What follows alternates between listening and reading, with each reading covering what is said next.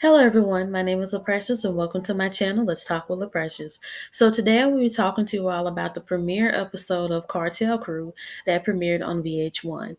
Cartel Crew is pretty much a TV show that talks about the adult children of people who were kingpins or queenpins in the drug industry. So the show pretty much opens up with Michael Corleone Blanco, who is the only surviving son of Griselda Blanco. To those of you who don't know who Griselda Blanco is, she is the queen pin of the drug industry between Miami and Colombia. Griselda Blanco was pretty much, a woman who was born in Colombia. When you read her bio, she pretty much had a rough life since childhood. As a teenager, she got into pickpocket and petty crime, and then she discovered cocaine, and that's how she started her empire. I believe in 2012, that's when Griselda Blanco was assassinated. I mean, this lady was like the female Scarface.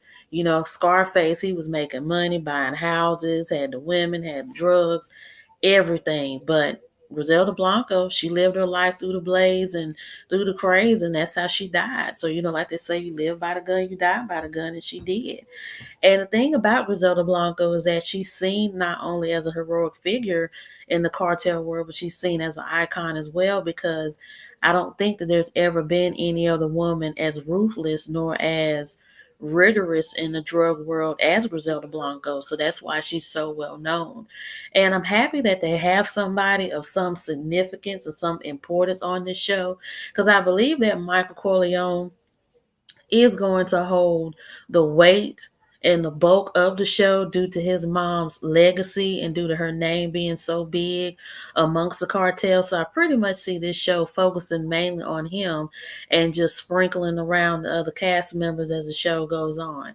And so as he's talking about who his mother is and how she was when he was growing up and how she raised him in that life and in that world, and how he learned how to bribe correctional officers and different people in the federal government on smuggling drugs, so how he can continue to make money and build the empire that his mother was making.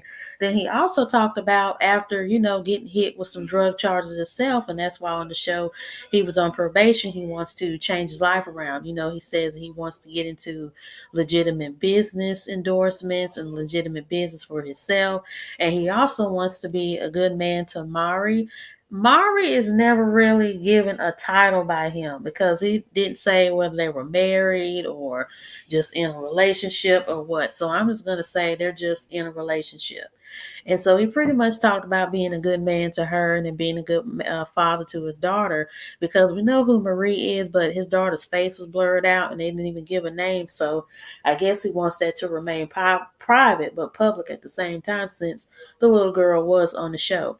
Now, moving along to Mari, unlike Michael Corleone Blanco, who's Colombian, she's Cuban, and she said that her dad was involved in the drug trade and drug trafficking as a little girl, and that's how she learned the tricks and trades of drugs. And it seems to be and there seems to be some rivalry or possible rivalry between her family and Blanco's family, because she said that her family pretty much distanced themselves from her when they found out that she was dating Michael Corleone Blanco.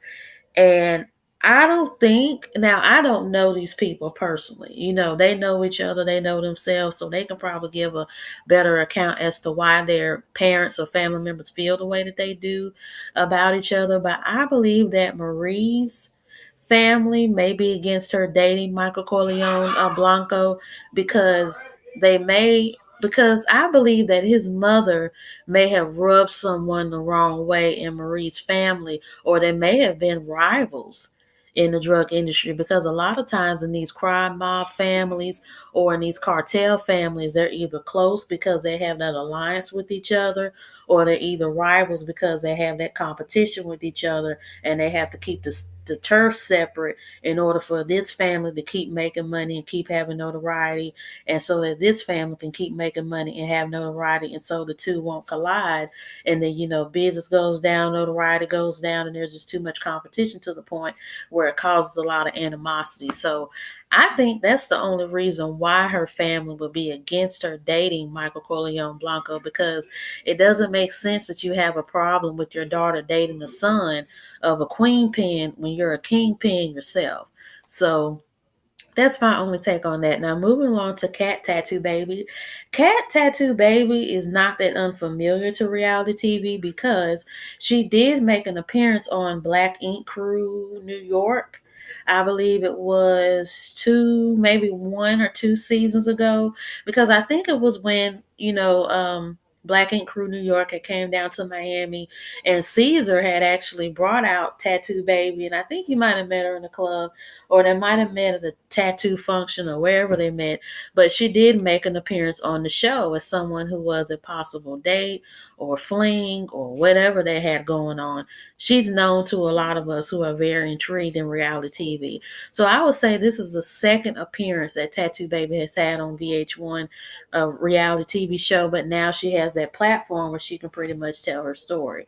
Tattoo Baby comes from a cartel family just like the other ones, and she talked about how her father died before she turned 4 years old, and how she had to grow up hearing so much about her father and dealing with how he was killed, and how he was killed at a birthday party that her and her mom were supposed to attend.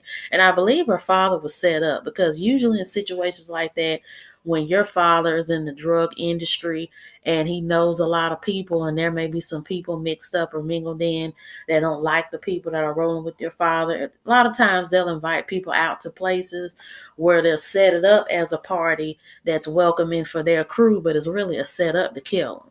And so it seems like that's probably what happened with her father. And so she's pretty much talking about how she grew up in that lifestyle, in that world. Then she goes on to talk about her son and her son's father, and how her son's father was a drug dealer and how he ended up in jail, how her son is 4 years old, but he went the first 2 years without seeing his father. And I'm not really surprised that Tattoo Baby is in that predicament, because a lot of women that grow up in that lifestyle of either growing up in the hood, growing up in the ghetto, growing up in gangs, or growing up in cartels or mob like families, they're used to that. It's been ingrained in them to date men like that. It's been ingrained in them to respect men like that. So it's not really been a surprise that she met and had a relationship and had a child with someone who was a part of that lifestyle. And to me, I feel like the show is really going to talk about Tattoo Baby and her relationship with her son and her son's father, and pretty much her as a person, and how she's going to grow from possibly having to break away from that relationship with her son's father and becoming a new and better person, and just focusing on her tattoo business, because Tattoo Baby, ironically, it goes along with her name, is in the tattoos, because she's tatted from head to toe and she has her own tattoo shop. So moving along to Stephanie. Stephanie is Tattoo Baby's friend. Stephanie pretty much has talked about her wanting to be a singer ever since she was a little girl. She comes from a cartel family as well. She said her dad used to work with Pablo Escobar from time to time, who's also a well-known kingpin in the Hispanic cartel drug world. And she talked about growing up, seeing that and hearing what people had to say about how he lived his life and how their family was able to make so much money and have all this wealth in the family. And then she talks about her wanting to be different than her surroundings, how she wants to sing, how she wants to invest in that and really become this big star she's always wanted to be. And she did say one of her dreams was to be signed with Young Money, and they did show one of the people from Young Money. I used to know all the names in the Young Money Cash Money crew, but I forgot they had someone from the Young Money lineup there with her in one of the clips. And she said she's happy to know that that dream has come true. She's able to perform and sing and dance and really get her career started off the ground. Now, the next three people that are on the show, one of them is kind of minor. It's Ali, who's the friend of Nicole. Nicole is this, Colombian Miami beauty bombshell who's all about being rich and looking fake and plastic and, just being real bougie. And in her brother named Michael Z is on there, and he's more of like the busy, savvy, professional, little brother that accompanies his big sister wherever she goes, is there to defend her whenever some stuff goes down. So that's pretty much his role on the show. And Ali, to me, is pretty much the loudmouth friend that nobody told or asked to say anything whenever a fight popped off, and is really the friend that just easily need to sit there and eat her food or just bow out of it and just leave the friend to her own little conflicts that she has with other people. So I feel like that's the only role she's really going to play here. Now, the thing I find puzzling about Nicole is that she won't tell exactly who her family is, in which I know there's probably something behind it that would garner her a spot on the show, because it doesn't make sense for this show to be called Cartel Crew and everybody on the show is a child of someone who was in the cartel or still is in the cartel, and you're the only one where we don't know any mothers or fathers or grandparents, uncles or aunts that were associated with the Colombian cartels, and we don't know who you're related to. We don't know if you even garnered this wealth from drug trafficking or drug empire like all the other people on the show have, or really who you are and what you're about. Because I feel like Nicole is this girl who just wants to fit into that world, but is really not a part of that world. Because, like I said, it doesn't make sense to be on a show about the children of cartels, and we don't even know if your wealth came from loan money from one of your grandparents starting up a business and passing that money down, or one of your family members being a cartel and passing that money down. And so after we're introduced to all the characters, we get into some of the major scenes. Now, one of the scenes that's within the show is Michael Corleone. He's talking about how he wants to turn his life around and start legitimate businesses. So he decided to create a clothing line that is called Pure Blanco, or like pure white. And it's pretty much, paying homage to his mother because his mother's face is on the clothes. And I must say, when I saw the fashion show, the clothes looked pretty good. They really gave me a reality show Fashion Nova feel to it. And I mean, it's no surprise that it will look like that because they are in Miami, and a lot, and this is no offense to anybody, but from what I see, whenever we do see women from reality TV shows that are from Miami, they tend to have that Colombian beauty bombshell type of body, brown, shiny skin, big boobs, slim waist, big butt, long flowy black hair, and really tight clothes that shows off all the curves.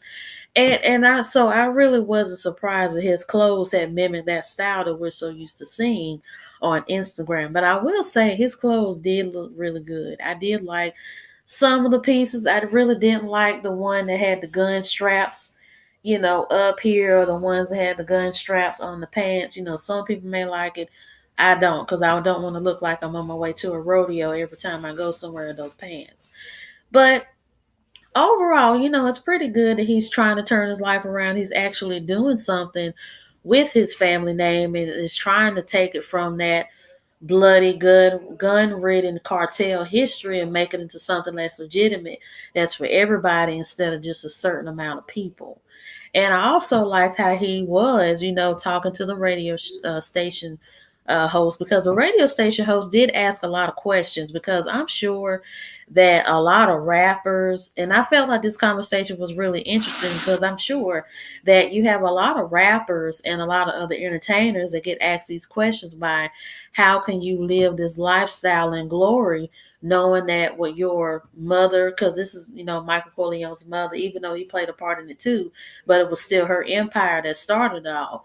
And he pretty much asked, well, how do you feel about creating a clothing line that pays homage to your mother, and your mother is known as this ruthless cocaine queen pin? And he pretty much said, well, that's who she represented and that's who she was, but at the same time, she's my mother, and I know her better than anybody else because she took care of me when I was sick. She raised me. She pretty much did everything for me. So there's more to her than just the drugs, the guns, and the money that she's so well, she's so known for. So I really liked how he was able to defend her, but at the same time tell it like it is at the same time and show how he's going to turn that image around? Because I'm sure a lot of rappers get asked the same questions as to how can you guys have kids and have nieces and nephews that look up to people in your industry, and you're pretty much teaching women how to be whores and teaching young men how to be drug addicts or how to be drug abusers or drug dealers, and you're just pretty much glamorizing that lifestyle of drug, sex, and rock and roll. And a lot of rappers, they're kind of like, gagging, or they get on the defense, or they just, say, well, this is all fun and games. This is just entertainment. But Michael Corleone pretty much told it for what it was, but at the same time defending his mom, because that was his mom. And, it turned out in his favor. So, kudos to him for that. And so after the fashion show, he had an after party where all the cartel people were. And so, and that's where things really got popped off in the show. So what really set off the tone or the mood within the show was the conversation between Stephanie and Nicole. It seems that Stephanie really doesn't like Nicole because Nicole comes off as this princess child of a cartel kingpin that nobody knows. Only thing that people know is pretty much what she's told everybody. And she's like, well, why would she want to come into our crew and into our clique knowing who our parents were or knowing who our relatives are, and that's who we are and that's what we represent. And nobody knows who you're related to, nobody knows who your parents are or what they do. So, why are you here? Why are you talking to us? So the scene pretty much goes where Nicole and her brother are over with her friends, talking to the people they're talking to. And then Stephanie walks up on her, and then, Nicole gave her the finger saying, hold on a minute, I'm talking. And she got really offended. And then when they finally got together, Stephanie was like, I think you're fake. Why are you coming up in here, acting like you're one of us when you're not? And then she pretty much pulled out the source of her anger and frustration with her, showing where she had posted on her Instagram page of how one of her family members is a police officer for the New York Police Department. And my thing is, I feel like if there's not any type of doting or toting or poking message in the post, what's so bad about it? I mean, the only time you could really be offended by that is if you have a family member or someone who is still doing drugs and you're afraid they're going to get nabbed because y'all are talking to this girl. But it just seems like things started popping off. Stephanie was saying, you're fake, you're this, you're that, blah, blah, blah, blah. And then what really started off the fight was when Nicole was like, well, at least I don't sell my coochie like you. At least I have, something to hold on to and something to do, and you want to sit and sell your coochie and whatnot for money. And that's when things really got heated and they started fighting, and Michael had to step in and say, you guys got to leave because you're messing up my party, and this is not what I'm trying to represent, because I'm trying to show people that we're not about violence and fighting people and killing people and shooting people and all that stuff anymore. And plus, he even said he trying to keep his own nose clean, because he said, I don't need no police stepping up in this party saying there's a noise ordinance or there's something going on. Because he said, who's going to jail? He says, Michael Corleone Blanco. That's who is going to jail. So he was like, I'm not trying to have the feds on me, so y'all got to go. And then as they were starting to leave, things got even worse when Nicole and her brother started popping off at the mouth, and Ali started popping off too. Then Tattoo Baby got involved. And then they were like, F you, you the one who invited us to this party, so be quiet. And then Mari got into it with them. And then Tattoo Baby got into it with them. And Mari was saying, if this was a real cartel, y'all would have been gone. Y'all would have been gone missing. And this, that, and the third. And so it was just really messy. And that's how the episode pretty much ended. And it seems like in the summary of how the first season's going to go, it's pretty much going to be talking about the battle between Stephanie and Nicole, like trying to figure out who Nicole is, trying to figure out where she comes from.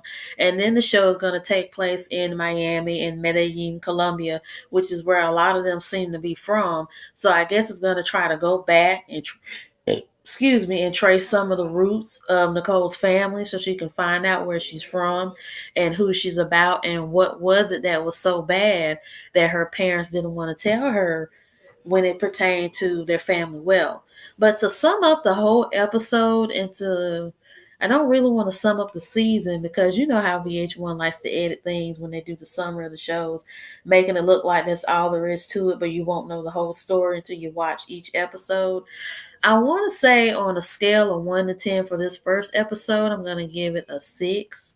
I feel like Michael Corleone, he really did it for this episode, and Mari, she did it too. But I feel like this whole thing with Stephanie and Nicole, it was just, kind of dry.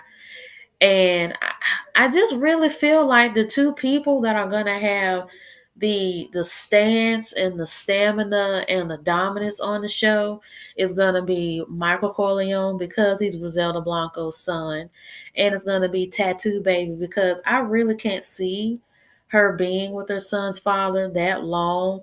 Because the funny thing I even saw during the video was not video, but during the episode was that they showed pictures of her boyfriend before he went to jail. But it's like when she went back over to his house, the camera people were kind of angling the camera so you could only see the child and her. And when he came to the door, they didn't show his face, but his body and his arms and stuff. And then they turned the camera and only made it so you could see Tattoo Baby and the son.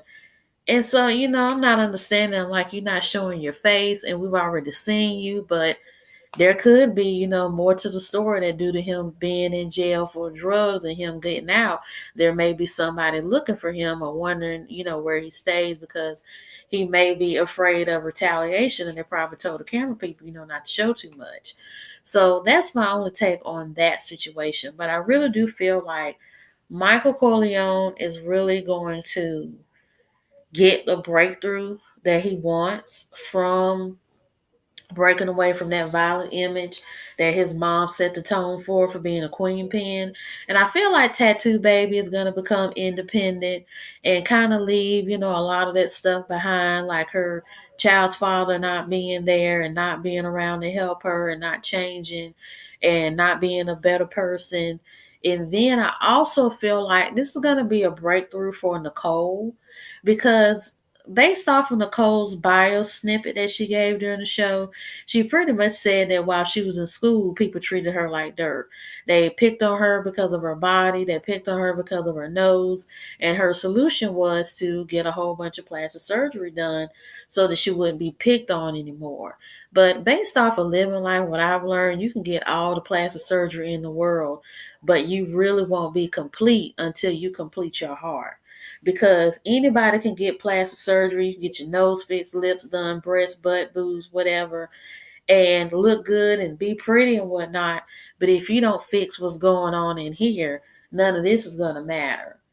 And I think there's just some underlying issues going on with her because, I mean, who knows? Because a lot of times women who deal with low self-esteem like Nicole, it's because they have a lack of acceptance sometimes at home. Because I believe that if people are picking at you so bad where you feel the need to change yourself physically, what are the parents telling you to encourage you to love yourself and to not get surgery done? Are they telling you you're beautiful? Are they telling you you're complete? Are they telling you that you don't need all of that? Are they telling you to just be yourself and let people naturally gravitate towards you? So I feel like there's a lot more behind Nicole than just her mystery family. And I feel like she's going to reach a breakthrough on this show too. So that's all I have for the review today. Be sure to like this video, leave a comment in the comment section, and subscribe to this channel. Have a good day.